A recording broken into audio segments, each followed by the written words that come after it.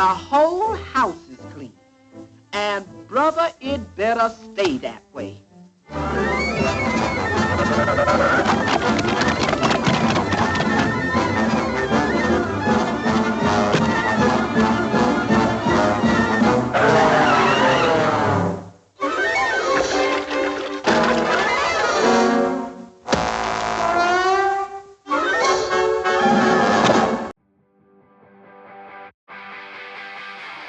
Hello and welcome to The Extras. I'm Tim Lard, your host, and joining me are George Feltenstein of the Warner Archive and animation historian Jerry Beck.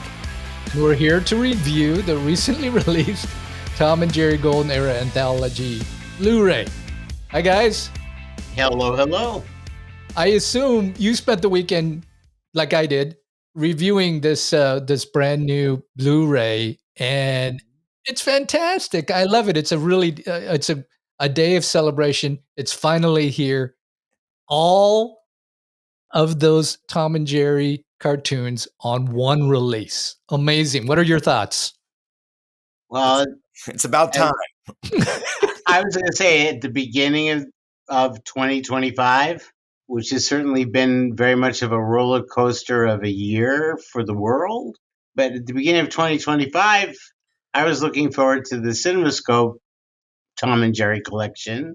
Right. And never in my wildest dreams did I think we would be here in December of 2025 with all 114 Tom and Jerry theatrical cartoons from MGM in one collection that is a beautiful Blu-ray bouquet and a tribute to Mr. Hanna, Mr. Barbera, and all of their loyal staff that made magic at the MGM cartoon department for 17 years. It's an awesome experience in the true sense of the word, because I'm in awe of their work, and to be able to bring it to people's shelves is the goal.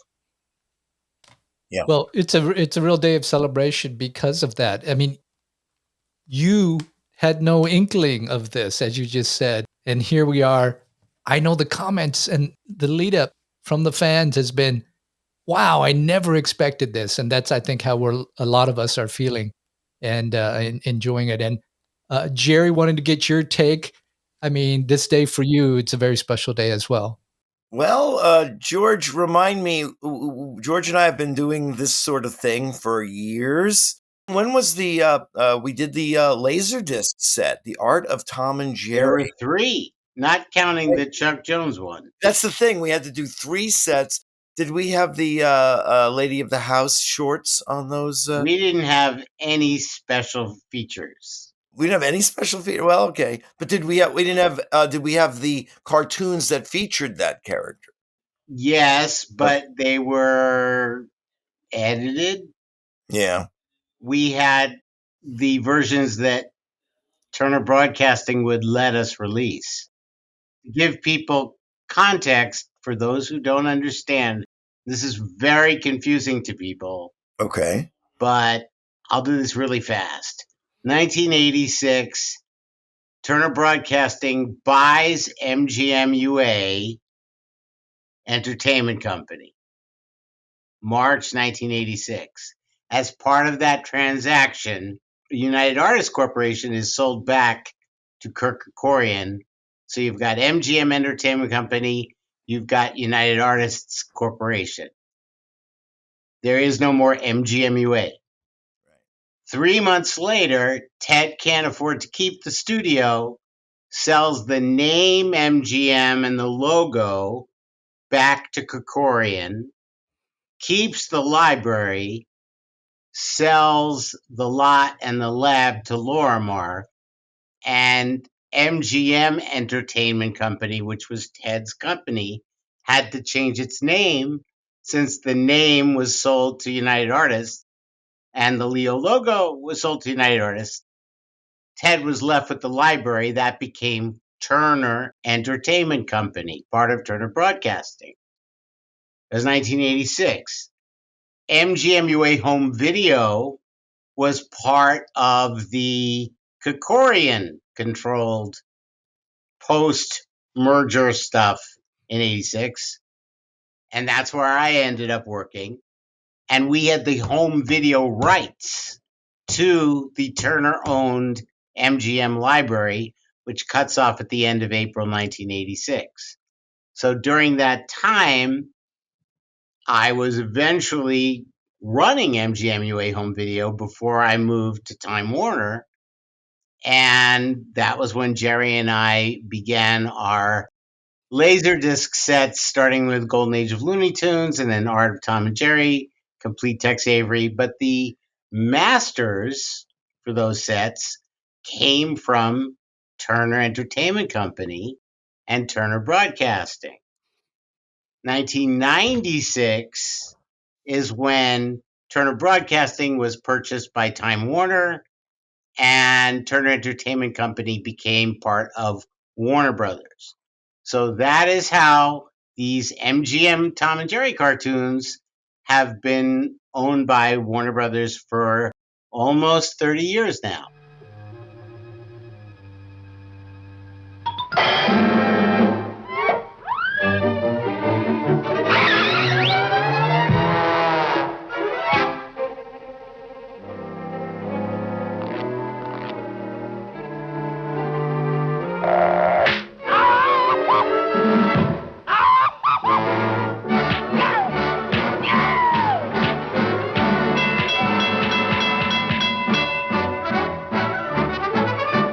As I moved with the library to Warner Brothers, so did Jerry and I move our efforts at animation, which had a little hiatus there, starting with DVD and whatnot. But we were not as involved with Tom and Jerry's earlier DVD iterations.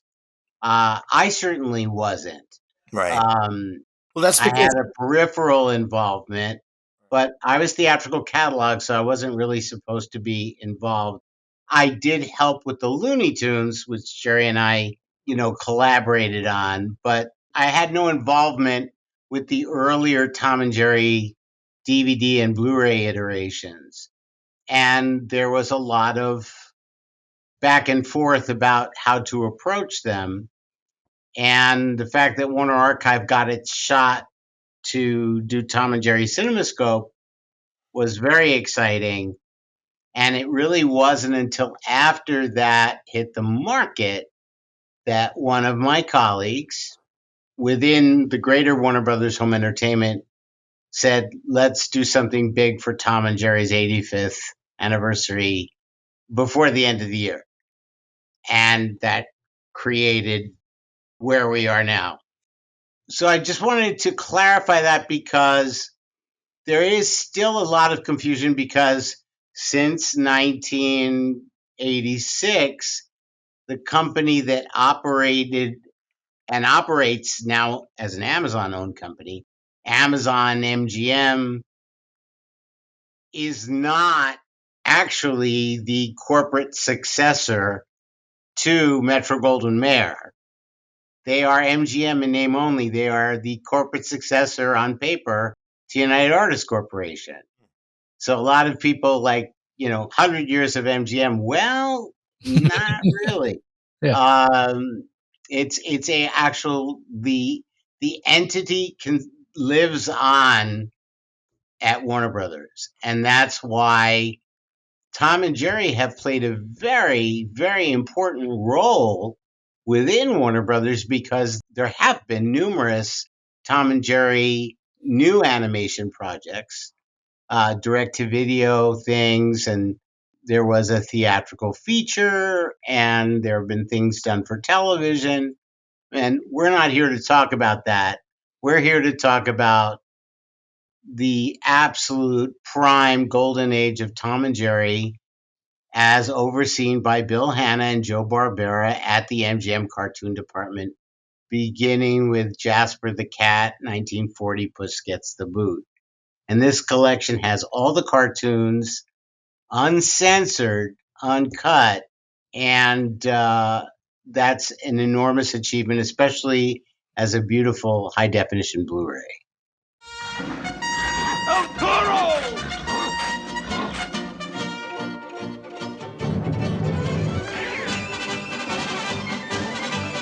Aha, Toro, come on.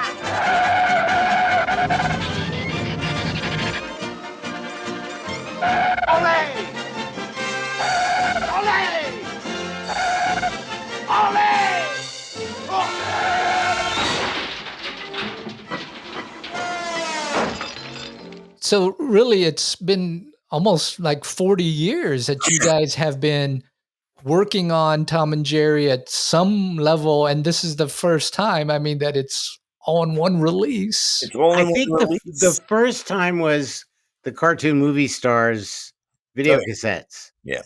Because that was the first idea of we can sell classic animation to adults. Right.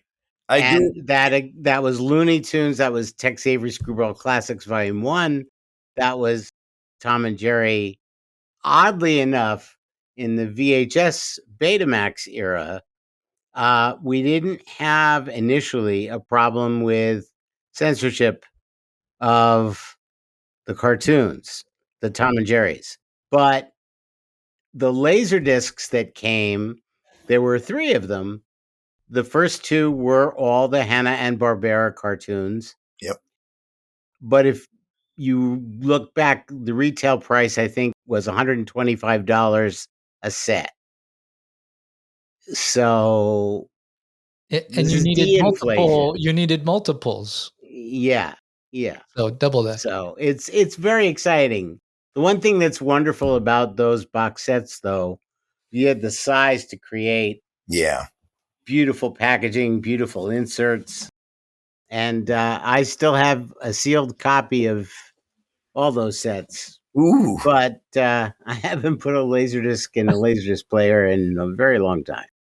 Well, Jerry, give us a little impression on the importance of this with all of the episodes, uncut, uncensored. The fact that, you know, that the fans get this Yeah. now, Yeah. and it hasn't been available at all, and it's in No. HD.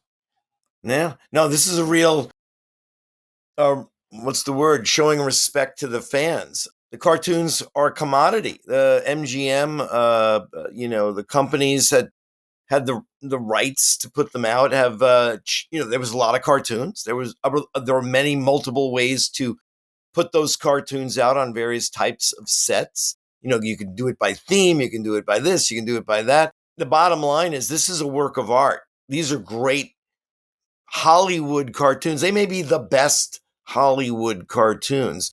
They're by MGM. Their budgets are right up there. Disney has been said to have the biggest budgets. I can probably agree with that. But MGM matches that, no question about it. They probably saw what Disney was spending for a short, and they matched it at least. And these cartoons are lavish. Nothing has been spared to produce them so they maximally work this way. I personally believe that MGM back in 1940 for 10 years, was waiting for a creator, a series, characters to match what MGM could give that creator to make a great series. They never quite got that. They got some great creators, Iwerks, Harmon, and Ising, but they never came up with characters that the audiences could relate to, that audiences would love and embrace. Hanna-Barbera, under Ising's unit at MGM, they hit the magic formula. They got it. We have characters, and now MGM backed them. They backed them through the war, through the post-war period, into the 50s, CinemaScope, and these cartoons are, they're beautiful. They're funny. 7 Oscars. 7 Oscars. But the bottom line is they're funny and they make people laugh and everybody loves them. And in a bigger way, in so big of a way, they're the last classic Hollywood cartoons that were run on cable TV, on Cartoon Network. Maybe they still are right now. I have to tell you, I've lost track because, well, they're on MeTV Tunes too. The thing is, they even Bugs Bunny. Believe me, no one loves Bugs Bunny and Warner cartoons more than me. But when it came down to it, the commercial viability of Tom and Jerry, their popularity is so huge. And global. One last thing I'll say, the original Hanna-Barbera Tom and Jerry that's on this set, as we all know, the series was continued later by Chuck Jones, Gene Deitch, and then later on television versions. And then in the wisdom of the Warner Brothers studio, our friend Sam Register, the people who work there now, when they do a new Tom and Jerry movie or something like they've done shorts, it's in the Hanna-Barbera style. They've matched, they got it. They got, oh boy. They know, they even got to get the music. Scott Bradley, everything's got to be like that because that's the only way it works. It's the best way it works. Let's put it that way. And that's why we're so lucky that Sam is here. Yeah. Oh, yeah. Because he, like us, he loves the great stuff. And to have his team love the great stuff, and it shows in their work. Yeah. And it works for multiple generations.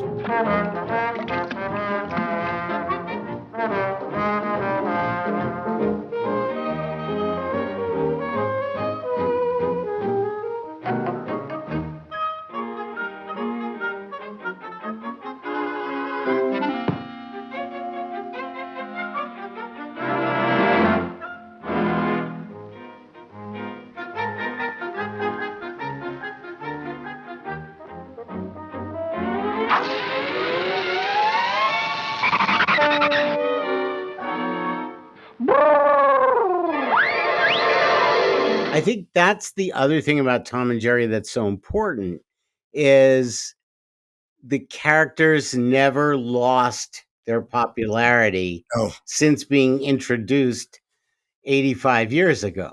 No. And even to the point where when all the studios were selling their cartoons to television, MGM held Tom and Jerry back for almost a decade. Yeah. Because they were still making money with them in theaters all over the world with the gold medal reprints, as they called them. Warner Brothers had the blue ribbon reissues. MGM had the gold medal reprints. But they were releasing a schedule of classic Hanna and Barbera made Tom and Jerry cartoons right up through 1970, 71, I think. Yeah.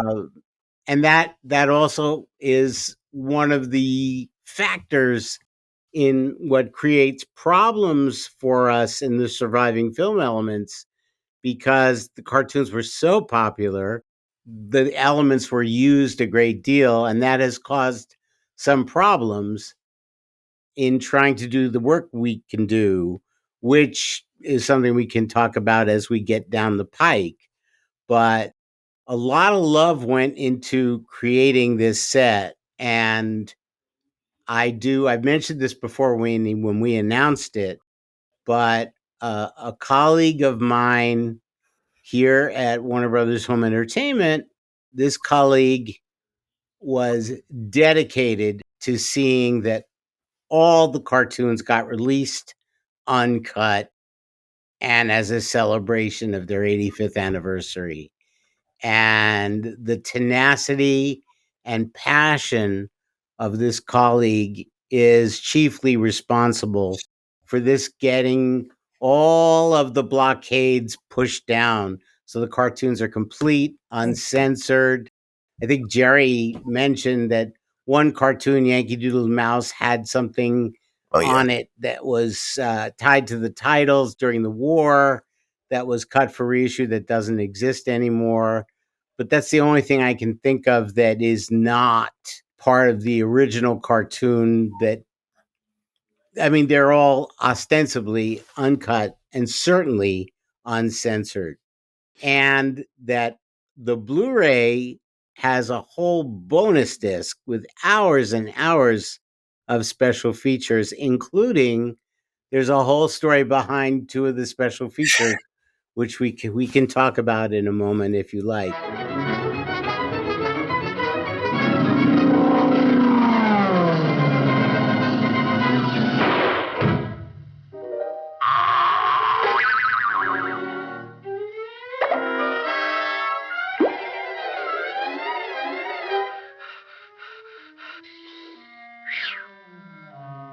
I have to ask you. Um, I assume you've watched the set, and I would love to know what you think. Well, I love it. I mean, just the quality of each short film is fantastic. I love the starting chronologically from the very first one, which is, which was nominated for an Academy Award, and seeing the progression of these, seeing the introduction of the characters as you go. The transfers, I think, look fantastic. You just mentioned the music, sounds terrific. And I'm not a nitpicker. I've mentioned this on some of our other podcasts looking at the classic cartoons. I'm enjoying these in HD, hearing them, watching them. They're fantastic and it's terrific. They're introducing these classics, 80-year-old cartoons or whatever age they are, and they feel current. They feel very much because of how good they look and sound. And so you're going to have a whole new audience of young people, I think, in addition to the collectors, of course, who now have this wonderful treat in their hands. But you also have now these cartoons looking and sounding so good that a whole new generation, a whole new audience of people who know Tom and Jerry, they, of course, remember a little bit about them, but you put this in, and from the get go, you just see and are reminded why these are classics, why they're so good. And I just really, really am enjoying going through this set. I haven't watched them all yet.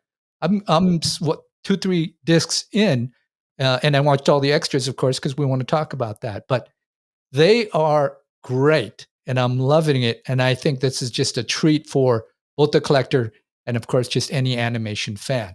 And I did want to talk about one of the great parts you just mentioned, of course, and that's the return of Mammy Two Shoes, because that's a big part of the uncensored part. It's so great to see and hear Lillian Randolph's voice, to see the slippers, the skirt, everything in there, and to know that you're watching it the way it was originally made. Yeah. We don't want to avoid the elephant in the room, which is what happened subsequent to, let's say, 2010. 2011 was the first release on Blu-ray of Tom and Jerry Golden Collection Volume 1. And this was handled by our kids marketing team. Lovely people, some of whom are still here, some of whom are not. But a lot of love went into that set. Some of the cartoons look amazing, some of them not so. But the entertainment value was there. And more importantly, the cartoons were complete and uncut. When it came to volume 2, there were 2 cartoons that it was deemed by a legal review committee that existed at the time that they could not be released due to objectionable content, despite the fact that we had introduced using disclaimers and putting things into historical context. So it was announced. I think a lot of people who are listening or watching this discussion know that it was announced, Golden Collection Volume 2, and the negative response due to the omission of those 2 cartoons led the head of that business unit. At the time, our division was theatrical catalog, new theatrical features, and then television and family. And the person who was the head of television and family got together with the head of the family unit and said, if people are going to be so upset about this, we're just not going to release it at all. And the release was canceled. I don't think all the people that were doing their complaining realized that it would result in a release like that getting pulled, but that's what happened. That was 13 years ago, I believe, if my internal calendar is correct. Certainly 12 years ago, if not 13. So everything just kind of sat. And what was particularly upsetting is a good friend of ours, Konstantin Nazar, who is a wonderful filmmaker and who had worked with us on the Looney Tunes special features, which Jerry and I were much more involved with the Looney Tunes Golden Collections than at least I was on what had happened with Tom and Jerry. But Constantine worked at New Wave Entertainment, and that was, 22 years ago. Started making special features for the Looney Tunes. He eventually approached Tom and Jerry as well. And he was working on 2 new documentaries for Golden Collection Volume 2 that no one ever got to see. And frankly, they weren't finished. Yeah. And here we are now, 12 or 13 years later, since the debacle of Golden Collection Volume 2 that never came out. Constantine got to go back and finish the 2 documentaries. And it's a mixture on the Lady of the House documentary, which is about the character of Dinah, aka Mammy Two Shoes. Mammy Two Shoes was never really an official name for the character. Is that correct, Jerry? Yes, it was never. Yeah, you're correct about that. So what I love about the piece is it goes into the artistry of developing the character, and so many radio performers provided the voices for great classic animated cartoons. But Lillian Randolph was one of those people. And instead of hiding the character and burying cartoons that may have gags that are politically incorrect and a product of their time, everything is presented uncut, uncensored, and celebrating the talented people that collaborated on making these things. And I'm hoping that that will spread to other films that we have in the library, particularly animated ones that have been suppressed, that it would be maybe time to open up those doors, because we're all grown-ups. And that's more important to say, that these collections are made for adults. It says so on the packaging. There is a disclaimer at the beginning, but they were made for adults in theaters. And if kids were in the theater at the time, they were to be entertained as well. But these are not silly symphonies. These are not beautiful little animated cartoons. These are funny cartoons. The beauty of MGM's cartoons and Warner Brothers cartoons is they have great artistry, they have great writing, great animation, and they're so funny. And I don't think any other company has the monopoly, shall we say, of funny, great classic American animation than we do. And to be blessed with Looney Tunes, Tom and Jerry, Tex Avery, Popeye, That's right. we've got basically the best. Yep. And now Tom and Jerry, you can finally own all 114 theatrical cartoons that Bill Hanna and Joe Barbera made at the MGM Cartoon Department without any repression or censorship.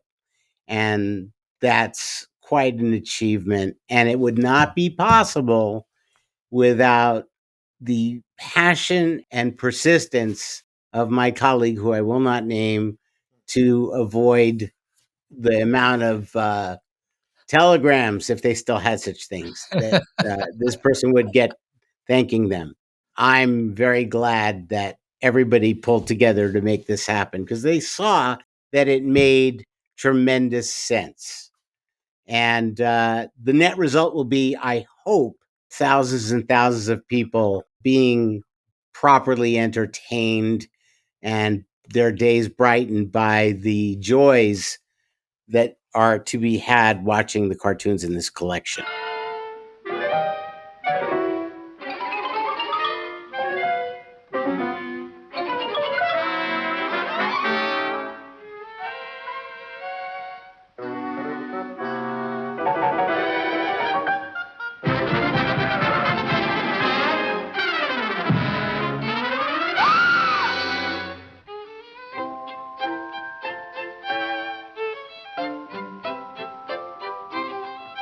me ask just a funny question, but Jerry, have you seen these cartoons the way they're presented now in HD?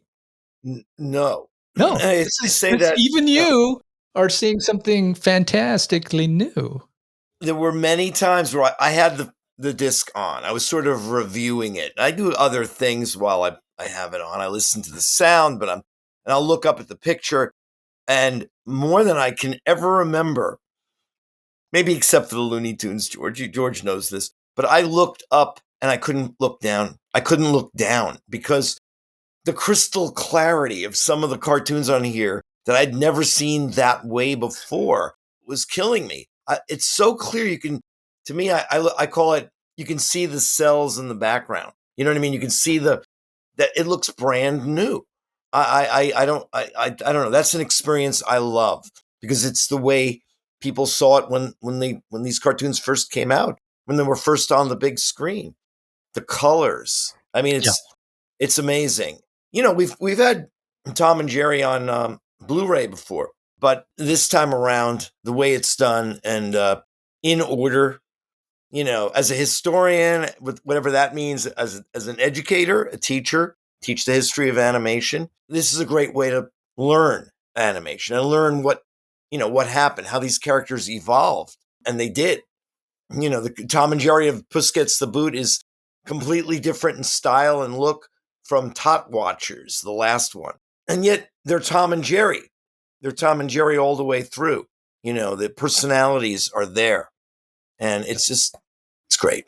Yeah, yeah, I enjoyed that part when you're watching those first 5, you just see Yeah. jumps between of the character design and just the confidence that the creators had even in, "Oh, we know where we're going with this and what making this work."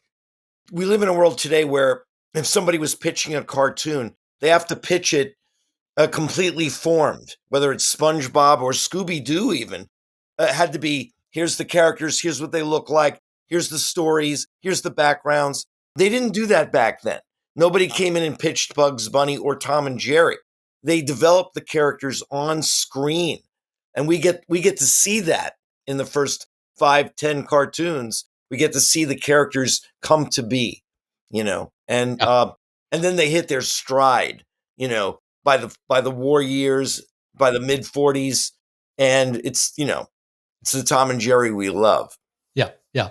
And then you see the introduction of each of the other characters, which is fantastic. And to know, oh, this is the first time that this character is on, it's really fun. George, I just wanted to clarify the CinemaScope you mentioned. You know, that was a great release that was planned.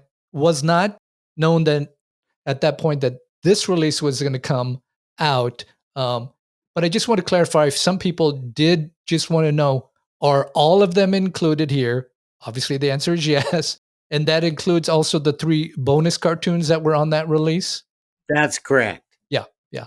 I just want to clarify that if you purchase the CinemaScope, it's a great collection. They are repeated in this set. If you didn't buy it, of course, you'll have them on this set as well. So those are all in there, and that's fantastic. Also wanted to talk about this booklet, which I'm holding up here. And it's got original sketches from the golden era. It also has kind of a timeline in it of some of the films. It doesn't have them all in there. That's a nice bonus that is exclusive to the Blu-ray, as well as that extras disc, which The has bonus disc is only on the Blu-ray only on from the Warner Blu-ray. Archive. That's Exactly. correct. And it has the 2 new featurettes, 7 archival featurettes, I believe. And then it's got excerpts from the movies. From Anchors Away and Anchors Dangerous. Away and Yeah. Dangerous One Way. Right. So it's got those in there and they look terrific. I watch those. They look fantastic. And then you have, I believe, 20 commentaries in this set as well. So a lot of great extras that are included in this set. It's also not out of reach from a financial standpoint. I think it's a very reasonably priced release. It's basically 6 discs for a retail price of $60. Thankfully, I think some major retailers are discounting it a little bit. Well, George, Jerry, this is a great day, a great celebration of a fantastic release. It's going to make so many people happy this Christmas to have this. I'm just loving going through it. And there's a lot of cartoons on here. It takes some time.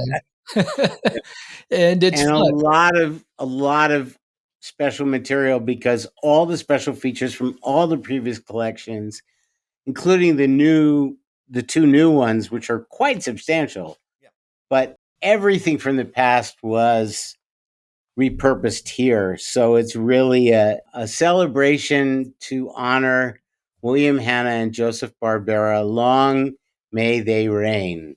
Yes, yes.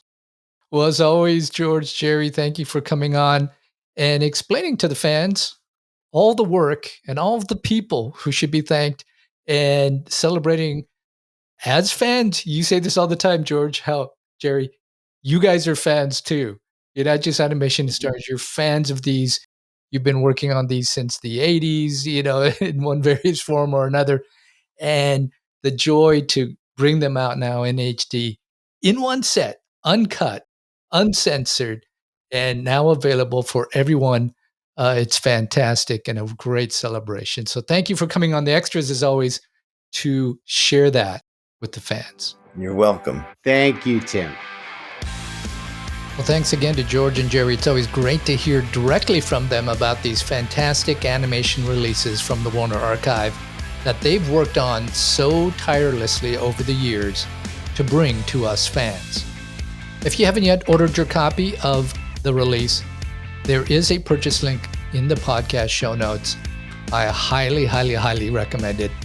You want to own this set if you're an animation fan, and especially if you're a fan of classic Tom and Jerry animation. If you aren't yet subscribed or following the show at your favorite podcast provider, you may want to do that. We will have more animation in the coming months and into next year, so you want to be sure that you don't miss anything by being a subscriber. Until next time, you've been listening to Tim Millard. Stay slightly obsessed about animation.